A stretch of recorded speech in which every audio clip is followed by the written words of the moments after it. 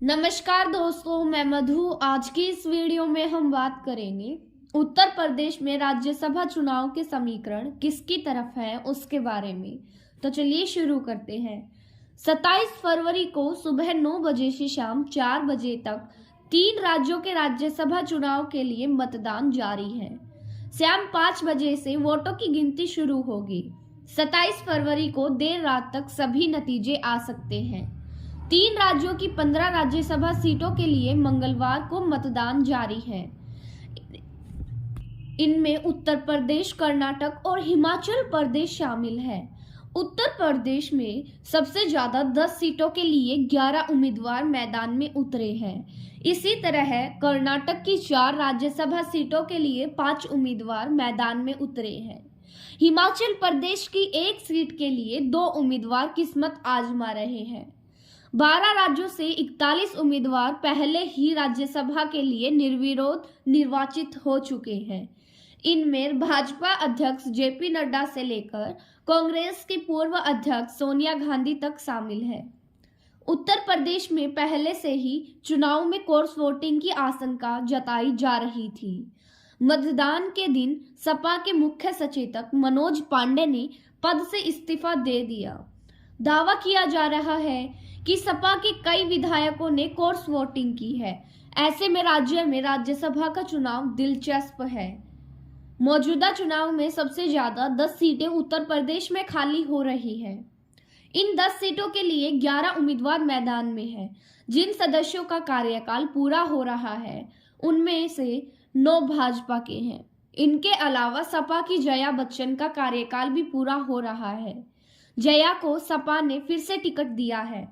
जया के अलावा सपा ने रामजीलाल सुमन और आलोक रंजन को भी उम्मीदवार बनाया है। वहीं भाजपा की ओर से आरपीएन सिंह, चौधरी तेजवीर सिंह, अमरपाल मौर्य, संगीता बलवंत, सुधांशु त्रिवेदी, साधना सिंह, नवीन जैन और संजय सेठ मैदान में उतरे हैं।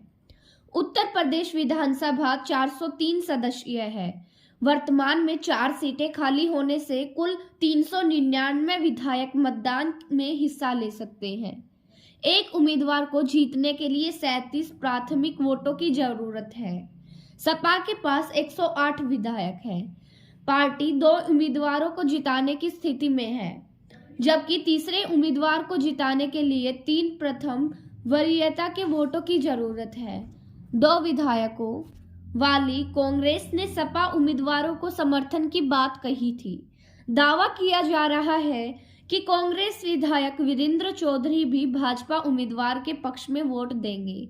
वहीं भाजपा और उसके सहयोगियों के पास 7 सदस्यों को जिताने के लिए पर्याप्त संख्या बल है। राजा भैया की पार्टी जनता दल ने भाजपा उम्मीदवारों को वोट करने का ऐलान किया है। ऐसे में 8वें उम्मीदवार के लिए भाजपा और सहयोगियों के पास प्रथम वरीयता के 29 वोट हैं। 8वें उम्मीदवार को जिताने के लिए प्रथम वरीयता के 8 वोट कम है। उप मुख्यमंत्री केशव प्रसाद मौर्य ने दावा किया है कि अब तक विपक्ष के 10 विधायकों ने भाजपा उम्मीदवारों के पक्ष में मतदान किया है। कुल 14 विपक्षी विधायक भाजपा उम्मीदवारों के पक्ष में मतदान करेंगे।